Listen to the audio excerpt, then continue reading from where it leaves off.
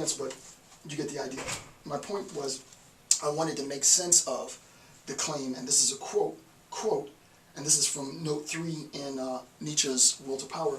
The quote is something that I need to explain. Quote, "We lack the least right to posit a beyond or in itself." And in order for that quote to make sense to you, especially if you haven't really been introduced to philosophy before, what he's saying is that beyond or in itself that he states is known as the noumena, it's known as the Ding an sich, it's known as the in itself, the for itself, and so on. He's saying Kant is wrong by arguing for this infinite perception, right? This object as such, and what Nietzsche is saying, all we ever have is a phenomenal, right? A phenomenal understanding of any particular object. So I'm going to end on that note. Okay, so that concludes the first page. All right, so Nietzsche wants to, again, make sense of nihilism and the problem that unfolds in nihilism, which is that the highest values collapse. Right? The highest values that are espoused by the most dominant, most influential paradigms, ethical paradigms, collapse in on themselves. And he says that the problem of nihilism is itself rooted in the Christian moral ethic. So the question becomes, how has it been the case that this Christian moral ethic, that Christian morality specifically, has risen to this level of prowess, right? There must be something within the ethic that makes it,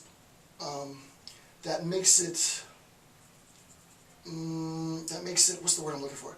That makes it desirable, right? There must be something within the Christian moral ethic that makes the ethic itself desirable to such a vast majority of the population. If we have an understanding of the desirability built into the Christian moral ethic, then maybe we can understand this distinction between interpretation, I-N-T-E-R-P-R-E, interpretation and worldview. Right? If the interpretation influences the worldview, and if the worldview influences the interpretation, then insofar as the Christian moral ethic posits this ought, whatever that ought might be, then we have an understanding that if this ought, according to Nietzsche, finds itself as the source, the root of nihilism, and we assume that this is a bad thing, then we can transform our worldview if we locate and purge, expunge this Christian moral ethic from our social consciousness, right? In order to do that, though, you have to, in a sense, know your enemy, right? Why is it so desirable? What are the advantages of it? So at the beginning of the top of page 2, I discuss 4 advantages for Nietzsche with respect to his analysis of the Christian moral hypothesis. So let's look at the advantages.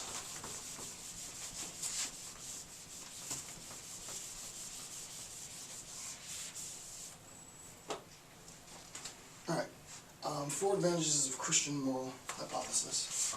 4.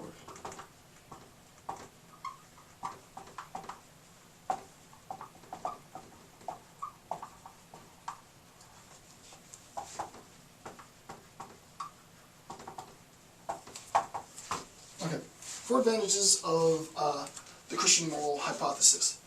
Number 1, quote, "It's granted man an absolute value." Right, very, very important. It granted, key term, it granted man an absolute value.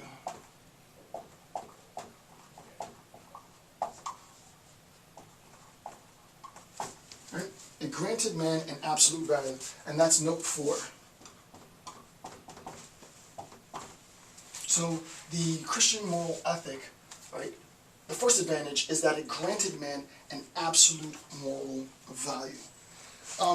In order to make sense of what this means, I'm going to just briefly make an introductory account. I'll revisit this account later, between being and becoming. Okay.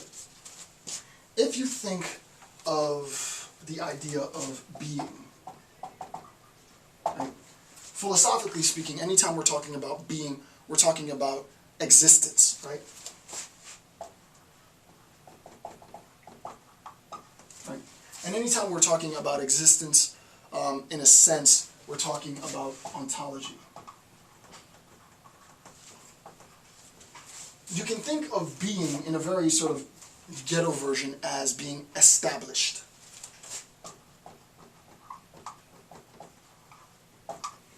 But being isn't established in the sense that I have arrived at a state. Being is infinitely established. Being has always been established, right? In terms of status quo, it is the primordial, if you will, status quo, right? Being is infinitely established, right? It is there as established from the beginning of time, if you will. I don't want to get too heady into it because it gets really, really spacey, even for really good philosophers. Becoming, right? Becoming is in the process of. When we talk about becoming, it is in the, right? So when we talk about becoming, it is in the process of, right? So we can look at the distinction between being and becoming in the following. Being is established. It is, right? So when we talk about being, we're talking about what is, right? When we're talking about becoming, what will or what could be, what potentially could be, and so on, right? It is in the process of. So the distinction between what is and what is in the process of, in a very sort of general sense. And I just want to be really, really, really clear in this. The quote is, quote, and this is at the top of page 2, it, the Christian moral ethic, granted man an absolute value. If we look to grant man a value and we root that value in becoming, then the value changes as our process of evolution changes. So for example, in terms of super general, super easy example, and I've used this example many, many times throughout many of my videos, the idea of social constructionism is, in a sense, rooted in this idea of becoming.